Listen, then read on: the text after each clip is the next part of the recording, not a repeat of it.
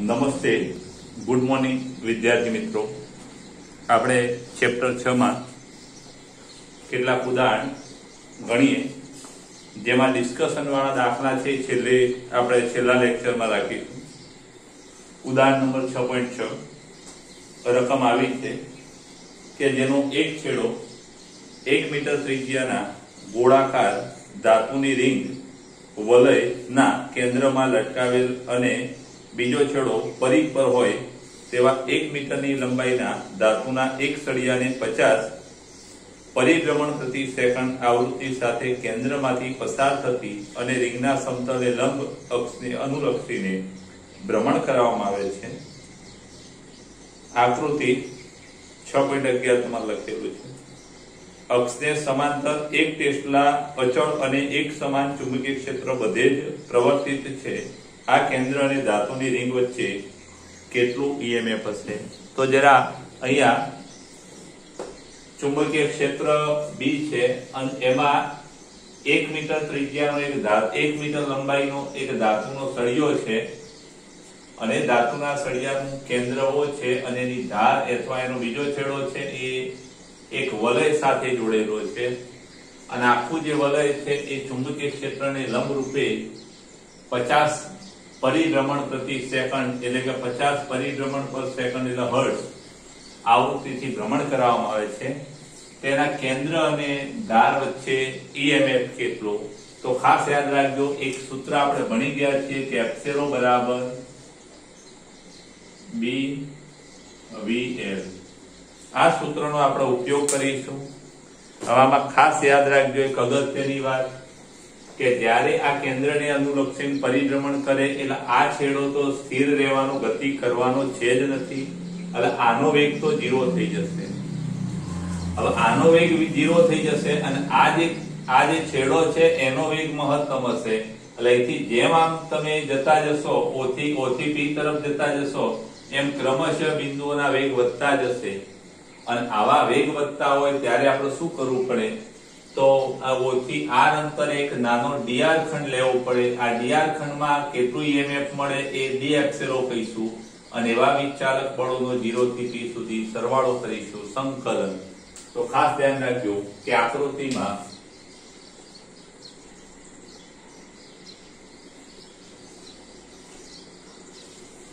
O થી R અંતરે dr લંબાઈનો વાહક પરનો ખંડ વાહક સળિયા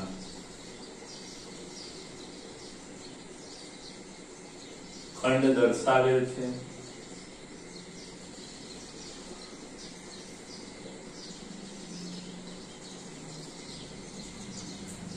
એની ઝડપ કેટલી? તો તેની ઝડપ અથવા આ ખંડની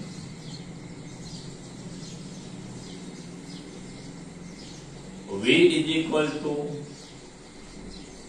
R ઓમેગા. ચાર ગતિમાં આવું આપણે સૂત્ર ભણી ગયા. સમીકરણ નંબર આપણું આ 1. હવે આ dr ખંડ છે આટલી ઝડપથી ગતિ કરે એટલે આ dr ખંડમાં આ બે બિંદુ વચ્ચે ઈએમએફ કેટલું? તો કે આ dr ખંડમાં ઉદ્ભવતું ઈએમએફ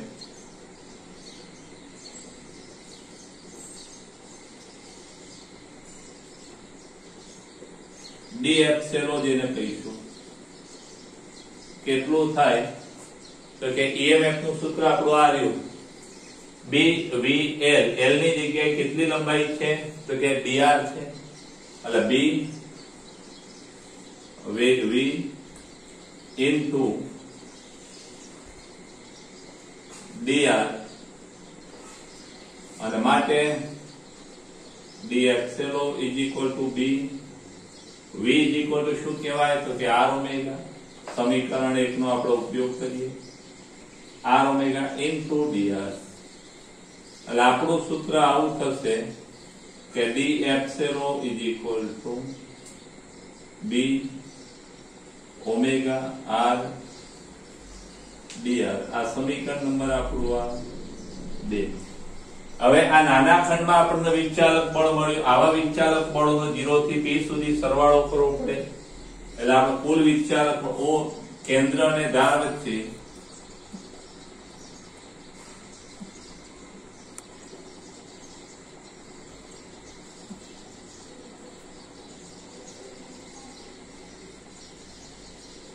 EMF એપ્સિલોન બરાબર શું થાય કે બધા d એપ્સિલોન સરવાળો 0 થી ક્યાં સુધી કેપિટલ R સુધી ઇઝ ઇક્વલ ટુ ઇન્ટિગ્રેશન 0 થી R b omega R into dr. અહીંયા ખાસ ધ્યાન રાખજો કે અહીંયા b ઓમેગા અચળ છે એટલે b અને ઓમેગા આપણે બહાર કાઢીએ તો ઇન્ટિગ્રેશન r dr લિમિટ આપણી 0 થી r અહીંયા સંકલન કરતા એપ્સિલોન એટલે કે પ્રેરિત વિચાલક બળ આપણને કેવું મળશે b ઓમેગા r ની 1 ઘાત છે એટલે સંકલનનો નિયમ શું છે કે 1 ઘાત ઉમેરાઈને નવી ઘાત નીચે અને માટે epsilon is equal to b omega limit આપણી 0 થી r એટલે કે આ બગડો આપણે બહાર કાઢી લઈએ પહેલા અપર લિમિટ અને માઇનસ લોઅર લિમિટ 0 નો વર્ગ એટલે આપણું સૂત્ર છેલ્લું આવું આવશે કે b ઓમેગા r² ભાગ્યા 2 સમીકરણ નંબર 3. હવે આ કિંમતો મૂકીએ તો આપણે જે હવે જવાબ લાવવાનો છે એ b કેટલા b ઓમેગા ઓમેગા એટલે 2 પાઈ આવૃત્તિ ન્યુ into r² ભાગ્યા 2 એમાં 2 ઉડી જશે એટલે b પાઈ ન્યુ r² માટે epsilon is equal to b 1 કેટલા પાઈ 3.14 50 પરિભ્રમણ પર સેકન્ડ અને ત્રિજ્યા 1 મીટર છે એટલે 1 નો વર્ગ 3.14 ગુણ્યા 50 એટલે આપણે 0 14 50 70 અને 5 તરી 15 એટલે 157 જવાબ આવે 14 50 70 એક મીંડું બીજું અને 5 તરી 15 157 અહીંયા 2 પોઈન્ટ કાપીએ એટલે આવું થશે 2 મીંડા વધારાના છે 157 વોલ્ટ આટલું વિચાલક બળ મળે. ખાસ ધ્યાન રાખજો ડીસી મળે એસી નહીં અને આ ડીસી 157 વોલ્ટ આ કેન્દ્ર ધાર વચ્ચે મળે એટલે બહુ મોટો વોલ્ટેજ કહેવાય. સ્ક્રીનશોટ લઈ લેજો. આ દાખલામાં ખાસ આ સૂત્ર તમે યાદ રાખજો બહુ અગત્યનું છે. આ સૂત્ર ખાસ યાદ રાખજો બહુ અગત્યનું સૂત્ર છે એટલે આ સૂત્ર તમે ગોખી તૈયાર કરી દેજો.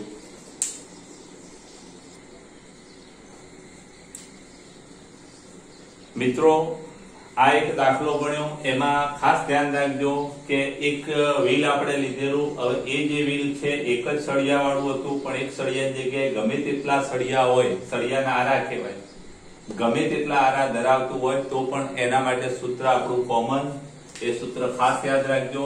એપ્સિલોન બરાબર કેટલા કે b ઓમેગા r²/2 ખાલી એકલો સળિયો હોય અને આમાં ફરતો હોય આ રીતે આમ તો પણ એ જ સૂત્ર અને ઘણા બધા આરાઓ વાળું વ્હીલ હોય તો પણ ખાસ યાદ રાખજો. 6.7 0.5 મીટરની લંબાઈના ધાતુના 10 આરા કેટલા મીટરની લંબાઈ તો કે l જેને આપણે હાલ ત્રિજ્યા r કહીશું 0.5 મીટર લંબાઈની ધાતુના 10 આરાની સંખ્યા ગમે તેટલી હોય, આમાં જવાબ બદલાતો નથી. એક વ્હીલ એક સ્થળ પર પૃથ્વીના ચુંબકીય ક્ષેત્રના સમક્ષિતિજ ઘટક, પૃથ્વીના ચુંબકીય ક્ષેત્રનો સમક્ષિતિજ ઘટક હોરિઝોન્ટલ કેટલો અને લંબ એવા એક સમતલમાં 120 પરિભ્રમણ પ્રતિ મિનિટ. કેટલા પરિભ્રમણ પ્રતિ મિનિટ એટલે કે એની આવૃત્તિ ન્યુ કેટલી? 120 પરિભ્રમણ પ્રતિ મિનિટ. પરિભ્રમણ પ્રતિ મિનિટ એટલે 120 પરિભ્રમણ પ્રતિ મિનિટ એટલે 60 સેકન્ડ. એટલે આ ન્યુ આપણો આટલો થશે કે 120 6 દુ 12 2 પરિભ્રમણ પ્રતિ સેકન્ડ. ખાસ યાદ રાખજો આને હર્ટ્ઝ પણ કહેવાય, આ 2 હર્ટ્ઝ પણ કહેવાય. જો આ સ્થળ પાસે He.4 ગોસ 0.4 ગોસ, ગોસ એટલે 10⁻⁴ ટેસ્લા, તો ધરી અને વ્હીલના રીમ, આ ધરી અને વ્હીલનું રીમ આ બે બિંદુ વચ્ચે પ્રેરિત EMF કેટલો? તો આપણું સૂત્ર આવું છે કે એપ્સિલોન બરાબર B ઓમેગા r² ભાગ્યા 2 અને માટે એપ્સિલોન B કેટલા? 0.4 ગોસ.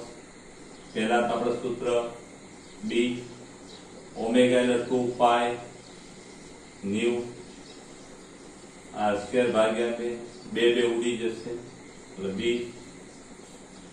પાઈ ન્યુ r² માટે એપ્સિલોન r.5 સોરી B કેટલા? ખાસ ધ્યાન રાખજો આપણો પૃથ્વીના ચુંબકીય ક્ષેત્રનો ક્ષૈતિજ ઘટક જેને આપણે B કહી દઈશું.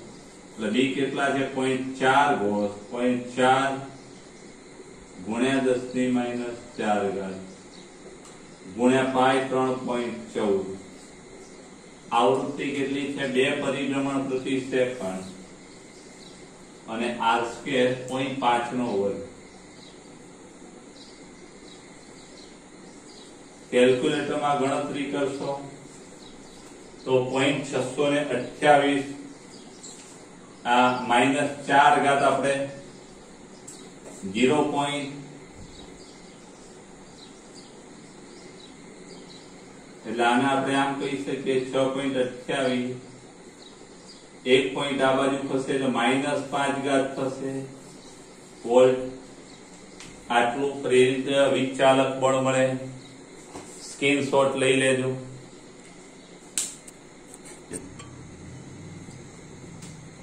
સ્વાધ્યાય 6.5 એ પણ દાખલો બહુ ઈઝી, આપણા આ જ સૂત્ર પર છે. કયું સૂત્ર ચાલી રહ્યું છે આપણું? તો કે B ઓમેગા r²/2. એમાં રિંગ નથી, એક સળિયો જ છે અને સળિયો આ રીતે ભ્રમણ કરે છે. ખાસ ધ્યાન રાખજો. સપોઝ આપણે આ સળિયો લઈએ તો આ સળિયાના એક છેડાને અનુલક્ષીને આ ચુંબકીય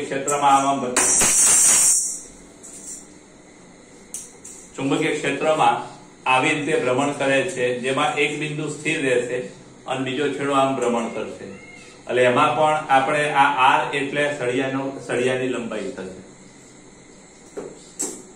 તો જુઓ, એવો એક દાખલો છે 6.5. એક મીટર લાંબા ધાતુના સળિયાને 2 વખત સળિયાને છે લંબ અને તેના કોઈ એક છેડામાંથી પસાર થતી અક્ષને અનુલક્ષીને 400 રેડિયન પર સેકન્ડની કોણીય આવૃત્તિની સાથે પરિભ્રમણ કરવામાં આવે છે. આ સળિયાનો બીજો છેડો એક વર્તુળાકાર ધાતુની રિંગ સાથે સંપર્કમાં છે. અક્ષને સમાંતરે 0.5 ટેસ્લાનું અચળ અને એક સમાન ચુંબકીય ક્ષેત્ર દરેક સ્થળે અસ્તિત્વ છે. આ કેન્દ્ર અને રિંગ વચ્ચે ઉત્પન્ન EMF ની ગણતરી કરો. તો ખાસ યાદ રાખજો, અહીંયા 1 મીટર લંબાઈનો ધાતુનો સળિયો છે એટલે ત્રિજ્યા r એ આપણી લંબાઈ L થશે. 1 મીટર એ 400 રેડિયન પ્રતિ સેકન્ડ. ખાસ યાદ રાખજો ઓમેગા આપેલો છે અહીંયા 400 રેડિયન પર સેકન્ડ.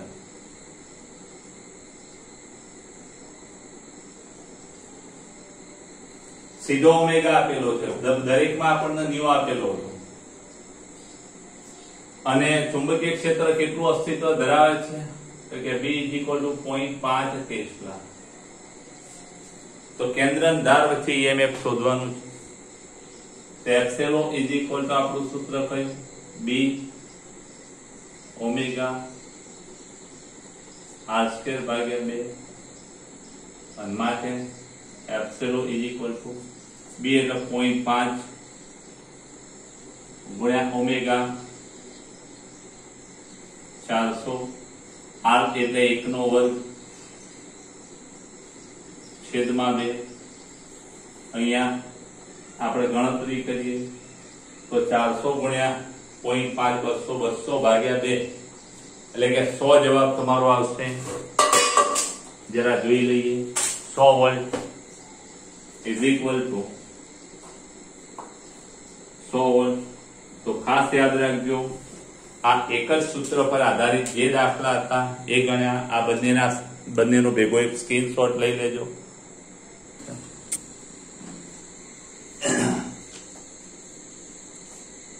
મિત્રો એક દાખલો 6.4 બહુ સરસ દાખલો છે, ખાસ ધ્યાન રાખજો. 8 સેન્ટીમીટર અને 2 સેન્ટીમીટર બાજુવાળા અને એક નાનો કાપો કટ ધરાવતા એક લંબચોરસ તારનો ગાળો 0.3 ટેસ્લાની તીવ્રતાના અને ગાળાને લંબ દિશાના એક સમાન ચુંબકીય ક્ષેત્રના વિસ્તારમાંથી બહારની તરફ ગતિ કરી રહ્યો છે. જો ગાળાનો વેગ 1 સેન્ટીમીટર પર સેકન્ડ તો એ લાંબી બાજુએ B ગાળાની ટૂંકી બાજુને લંબ દિશા તરફનો હોય તો કાપાના છેડા વચ્ચે ઉત્પન્ન EMF કેટલું હશે? પ્રત્યેક કિસ્સામાં પ્રેરિત વોલ્ટેજ કેટલા સમય માટે લાગશે? તો ખાસ યાદ રાખજો, રકમ પહેલા સમજી લેજો કે એક 8 સેન્ટીમીટર લંબાઈ અને 2 સેન્ટીમીટર પહોળાઈની અને એક કાપો એટલે કટ ધરાવતી એક લંબચોરસ લૂપ અથવા તો એક ગાળો છે અને એ ગાળાને B એટલે કે 0.3 ટેસ્લાના ચુંબકીય ક્ષેત્રને લંબ રૂપે રાખેલી છે. અને આ જે ગાળો છે એને એમાં શું કીધું છે કે એમાં એવું કહેવા માંગે છે કે એની પહોળાઈને લંબ લંબાઈને લંબ એટલે લંબાઈ આ છે, લંબાઈને લંબ દિશામાં એટલે આ ચુંબકીય ક્ષેત્રમાંથી એને લંબાઈને લંબ દિશામાં બહાર કાઢવામાં આવે તો EMF કેટલું ઉત્પન્ન થશે? અને બીજું કે પહોળાઈને લંબ દિશામાં ગતિ કરાવી અને બહાર કાઢવામાં આવે તો કેટલું EMF ઉત્પન્ન થશે? અને આ બંને કિસ્સામાં જે EMF છે એ કેટલા સમય માટે હશે? તો ખાસ ધ્યાન રાખજો. અહીંયા વેગ જે છે એ 1 સેન્ટીમીટર પર સેકન્ડ છે. એટલે આમાં પહેલી વાત તમારા મગજમાં એક ખાસ આઈડિયા આવો છે, જ્યાં સુધી આ લૂપ આખી ચુંબકીય ક્ષેત્રમાં હોય ત્યાં સુધી તો કોઈ ફેર પડશે નહીં, પણ આ લૂપનો આ જે પીક્યુ છેડો ક્ષેત્રની બહાર નીકળે એટલે તરત જ એના EMF માં એમાં કોઈ પ્રેરિત EMF હશે નહીં, માત્ર આ સળિયાનું EMF હશે. જ્યારે આ લૂપ આખી આ અંદર ગતિ કરતી હશે એટલે આનું આ બે છેડા વચ્ચે EMF અને આ બે છેડા વચ્ચે EMF સમાન મૂલ્યના વિરુદ્ધ દિશામાં હોવાથી એકબીજાની અસર નાબૂદ કરશે. પણ જેવો સળિયો બહાર નીકળવાનું ચાલુ કરશે એટલે આ સળિયામાં EMF ઉત્પન્ન થશે. આ બે બાજુઓ છે એ ચુંબકીય એની લંબાઈઓ છે એ કેવી છે કે ગતિની દિશામાં છે. આ લંબાઈઓ ગતિની દિશામાં છે એટલે આ બેમાં EMF મળશે નહીં. ગતિને લંબ દિશામાં જ સળિયામાં EMF પેદા થાય. આ જરા ખાસ યાદ રાખજો. હવે અહીંયા આ બાજુનું EMF નહીં મળે, આ બાજુનું EMF નહીં મળે તો આપણે એમ કહી શકીએ કે QT બાજુ અહીંયા PQ બાજુ B ની બહાર છે એટલે એમાં EMF નહીં મળે. પછી બીજી આ QR અને ST, QR અને ST બાજુ વેગને દિશામાં છે, વેગ v ને સમાંતર છે, એટલે એમાં પણ ઈએમએફ ના મળે, એટલે બાજુ કઈ વધી? RS. RS બાજુ જે નો વેગ તેની લંબાઈની અથવા તેને લંબ છે. એટલે આપણે એક વિચાલક બળ ખાલી આનું જ મળશે, એટલે પ્રેરિત વિચાલક બળ એપ્સિલો બરાબર આપણે કહીએ તો શું થાય? તો એપ્સિલો PQ વત્તા એપ્સિલો QR વત્તા એપ્સિલો RS વત્તા એપ્સિલો ST. ખાસ યાદ રાખજો, કોના કોના જીરો મળે? અહીંયા હું લાલ અક્ષરે લખી દઉં. એક આનું જીરો મળે, એક આનું જીરો મળે અને એક ટીક આનું જીરો મળે. આ ત્રણના કેવા મળશે? જીરો મળશે. એટલે ખાસ યાદ રાખજો, PQ ક્ષેત્રની બહાર છે એટલે આ zero, QR zero, ST zero અને એપ્સિલો RS કેટલા? તો આમાં ઈએમએફ કેટલું છે? BVL. ખાસ યાદ રાખજો, આ સૂત્ર આપણું આવ્યું. તો BVL. ચલો B કેટલા? 0.3 ટેસ્લા. વેગ કેટલો? 1 સેન્ટીમીટર પર સેકન્ડ, અને 1 સેન્ટીમીટર પર સેકન્ડ એટલે 10 - 2 ઘાત મીટર પર સેકન્ડ, એટલે 10 - 2 ઘાત મીટર પર સેકન્ડ. અને ગુણ્યા લંબાઈ કેટલી છે? તો કે 8 સેન્ટીમીટર. 8 સેન્ટીમીટર એટલે 8 ગુણ્યા 10 -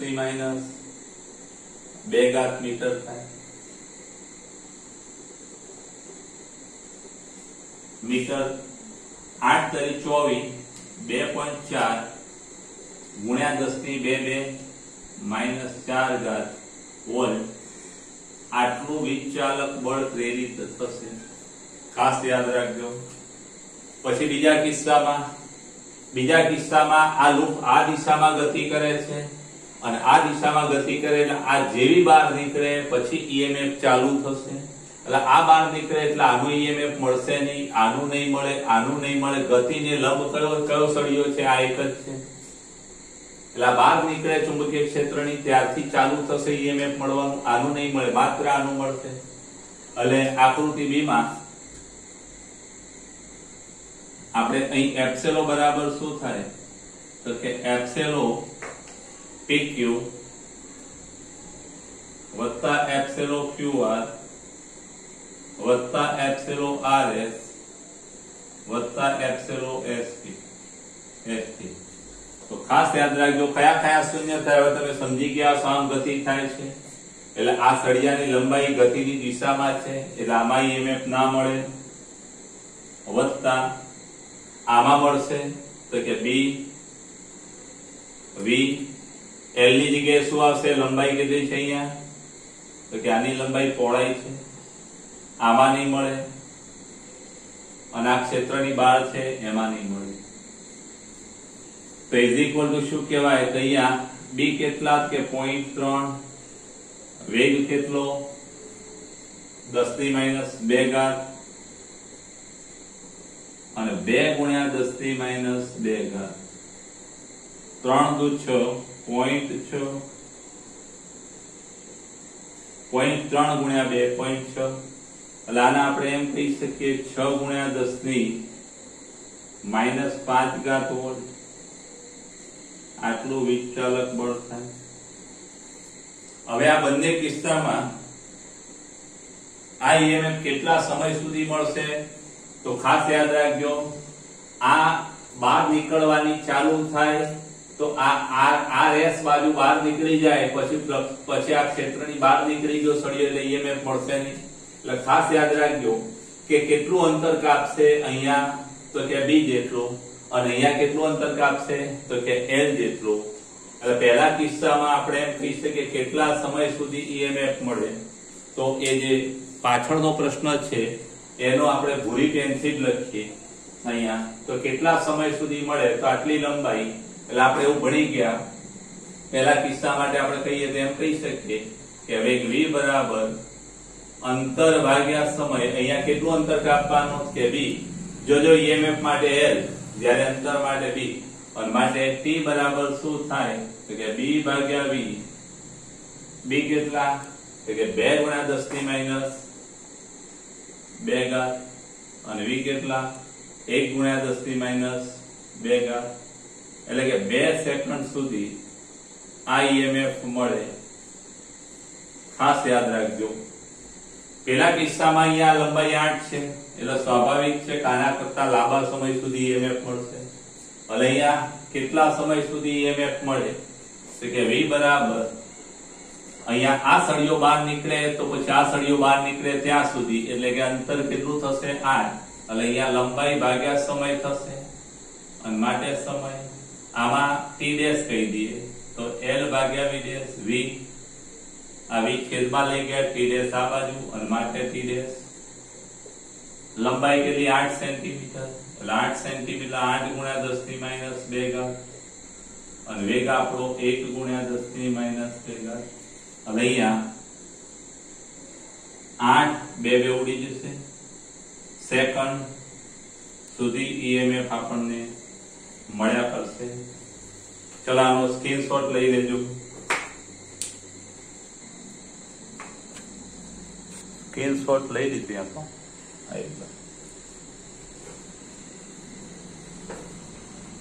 સ્વાધ્યાયનો 6.7 પૂર્વથી પશ્ચિમ સુધી વિસ્તરેલ 10 મીટર લંબાઈનો એક સમક્ષિતિજ સળિયો ચલો સળિયાની લંબાઈ કેટલી છે તો કે 10 મીટર અને L = 10 મીટર લંબાઈનો એક સળિયો સમક્ષિતિજ સીધો તાર 5 મીટર પ્રતિ સેકન્ડની ઝડપથી પૃથ્વીના ચુંબકીય ક્ષેત્રના સમક્ષિતિજ ઘટક 0.3 × 10 - 4 ઘાત વેબર પ્રતિ મીટર સ્ક્વેર ને લંબરૂપે નીચે પડે છે એટલે પૂર્વ પશ્ચિમ દિશા છે ખાસ યાદ રાખજો આપણે પૃથ્વીના ચુંબકીય ક્ષેત્રની વાત કરીએ તો દક્ષિણ થી ઉત્તર આમ છે અને સળિયો પૂર્વ પશ્ચિમ એટલે આપણે અહીંયા સળિયાની દિશા લઈ લઈએ પૂર્વ પશ્ચિમ દિશામાં સળિયો છે મુખ્ય પતન કરે છે હવે એનું જે એક્ઝેક્ટ ચુંબકીય ક્ષેત્ર છે કેવું હશે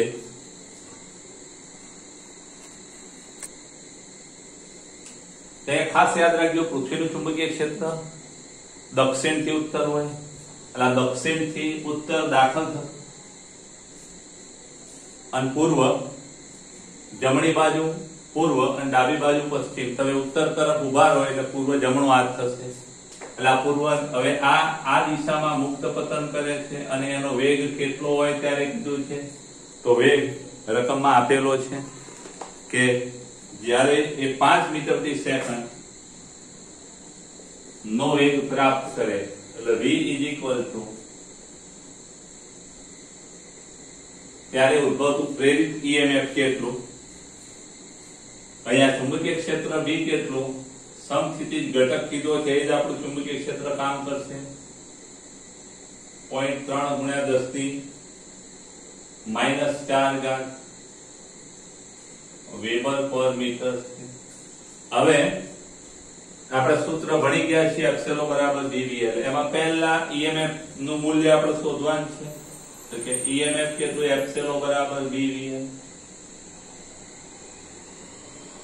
D.3 વેગ 5 અને લંબાઈ 10 5 દાન 50 50 × 3.3 એટલે 15 થશે એટલે આને 1.5 × 10 - 3 વોલ્ટ કહેવાય એટલે કે 1.5 મિલીવોલ્ટ પણ કહેવાય. બેમાંથી આપણે કોઈ પણ જવાબ રાખી શકીએ પરીક્ષામાં. આ વાત હતી EMF ના મૂલ્યની.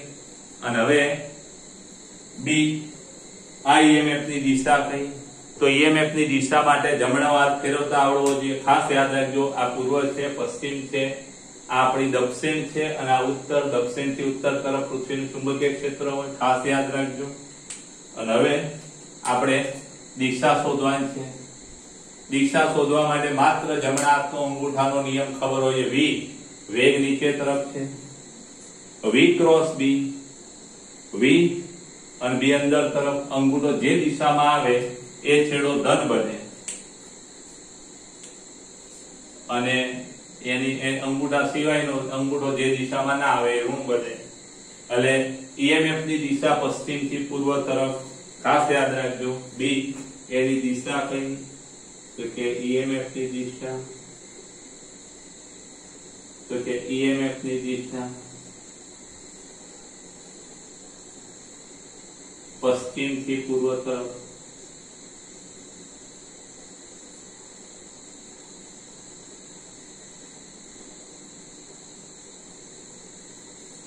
અને પછી ત્રીજી વાત છે કયા છેડાનું સ્થિતિમાન વધુ હોય. ખાસ યાદ રાખજો ત્રીજી વાત કે આ તારનો કયો છેડો ઊંચા વિદ્યુત સ્થિતિમાની હશે. તો જે ધન હોય એનું સ્થિતિમાન ઊંચું, એટલે પૂર્વ છેડાનું, પૂર્વ તરફના છેડાનું સ્થિતિમાન અથવા વિદ્યુત સ્થિતિમાન ઊંચું હશે.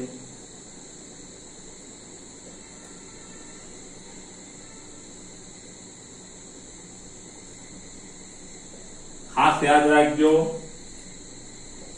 એક વાત કે જ્યારે સળિયો પૂર્વ પશ્ચિમ દિશામાં રહી નીચે પડતો હોય ત્યારે ચુંબકીય ક્ષેત્રનો સમક્ષિતિજ ઘટક કામ આવતો હોય છે EMF માં. જો તમારે ચુંબકીય ક્ષેત્રનો સમક્ષિતિજ ઘટકનો ઉલ્લેખ ના કર્યો હોય તો તમારે જે ચુંબકીય ક્ષેત્ર આપ્યું હોય, એંગલ ઓફ ડીપ પણ આપેલો હોય, એના પરથી ખૂણો બનાવતો કોસ ઘટક લઈ લેવો પડે. અને જો કોઈ પ્લેન ઉડતું હોય તો પ્લેન ઉડવાની ઘટના છે એમાં આ રીતે ઉડતું હોય, એની પાંખો આવી હોય બે બાજુ, આવી રીતે બે બાજુ પાંખો હોય આવી, અને પ્લેન આમ ઉડતું હોય તેમાં આ જે પાંખો છે, પાંખોની ગતિને લંબ ચુંબકીય ક્ષેત્ર એટલે આ ઘટક કામ કરે. એટલે જ્યારે પ્લેનની વાત થતી હોય ત્યારે આપણે ચુંબકીય ક્ષેત્રનો ઉર્ધ્વ ઘટક કામ કરશે. એટલે ઉર્ધ્વ ઘટક ના આપ્યો હોય તો ચુંબકીય ક્ષેત્ર અને એંગલ ઓફ ડીપ પરથી તમારે સાઇન ઘટક લેવો પડે. આ ખાસ યાદ રાખજો. એવો એક દાખલો છે. હવે એક 6.10 નંબરનો દાખલો, આ લેક્ચરનો છેલ્લો. જેટ વિમાન 1800 કિલોમીટરની કલાકની ઝડપે પશ્ચિમ તરફ ગતિ કરે છે. ખાસ યાદ રાખજો જેટ વિમાનની ઝડપ કેટલી છે? 1800 કિલોમીટર પર કલાક. એટલે પહેલા તો આપણે એને મીટર પર સેકન્ડમાં ફેરવી કાઢીએ. 1800 ગુણ્યા 1000 ભાગ્યા કલાક એટલે 3600 મીટર પર સેકન્ડ. અહીંયા 18 36 થશે એટલે 1000 ભાગ્યા 2 500 મીટર પર સેકન્ડ. આટલી ઝડપથી આપણું જેટ વિમાન છે શું કરે છે? ગતિ કરે છે. પ્લેન છે સમક્ષિતિજ દિશામાં ગતિ કરતું હોય છે. ત્યાં ચુંબકીય ક્ષેત્ર કેટલું છે કે B = 5 ગુણ્યા 10 ની -4 એંગલ ઓફ ડીપ પણ આપણને આપેલો છે. ઇન્ક્લિનેશન એંગલ કેટલો? તો કે 30 ડિગ્રી. તો પાંખોના છેડાઓ વચ્ચેની લંબાઈ, બે પાંખો જે હોય એના છેડાઓ વચ્ચેની લંબાઈ એટલે સળિયાની લંબાઈ જ કહેવાય, 25 મીટર છે. તો ઉત્પન્ન થતા વોલ્ટેજનો તફાવત શોધો. તો ખાસ યાદ રાખજો પ્લેન ઉડતું હોય ત્યારે આમ આ રીતે ઉડે સમક્ષિતિજ સમતલમાં, અને સમક્ષિતિજ સમતલમાં ઉડે ત્યારે ચુંબકીય ક્ષેત્રનો લંબાઈને લંબ ઘટક આ થશે. આ ઘટક નહીં કામ આવે કારણ કે કઈ દિશામાં આ ઘટક કામ આવશે. એટલે આપણે વર્ટિકલ ઘટકની જરૂર પડશે. એટલે પૃથ્વીના ચુંબકીય ક્ષેત્રનો એ ZE જેને કીધેલું છે. તો પહેલા તો ZE બરાબર શું થાય? આ જેડી ને ઘણી વખતે બીવી પણ કહેવાય છે. ઇઝ ઇક્વલ ટુ શું થાય છે? બી સાઇન ઇન્ક્લિનેશન એંગલ. આને વર્ટિકલ વી પણ કહેવાય છે. અધો દિશાનો ઘટક ખૂણો ના બનાવતો હોય સાઇન આવે. બી કેટલા છે? 5 ગુણ્યા 10 ની માઈનસ 4 અને ગુણ્યા સાઇન આઈ સાઇન 30 5 ગુણ્યા 10 ની માઈનસ 4 સાઇન 30 એક તૃતીયાંશ 5 ભાગ્યા 2 એટલે અઢી ટેસ્લા આટલું ચુંબકીય ક્ષેત્ર થશે. હવે આમાં હવે આપણે એપ્સિલોન બરાબર શું થાય છે? BVL. પણ અહીંયા બી વર્ટિકલ થશે. બીવી લો અથવા જેડી લેશો તો પણ ચાલશે. ચલો અહીંયા 2.5 ગુણ્યા 10 ની માઈનસ 4 કેટલા વેગથી ઉડી રહ્યું છે આપણું વિમાન? 500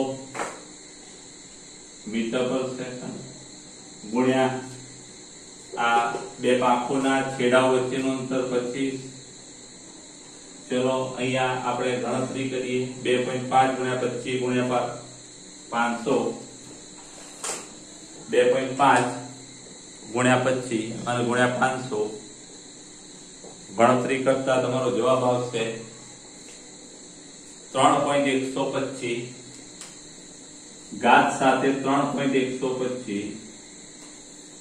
એટલે તમારો જવાબ આવો આવશે 31250 ગુણ્યા 10 ની માઈનસ 4 3. આટલા વોલ્ટ થાય. જરા જોઈ લઈએ.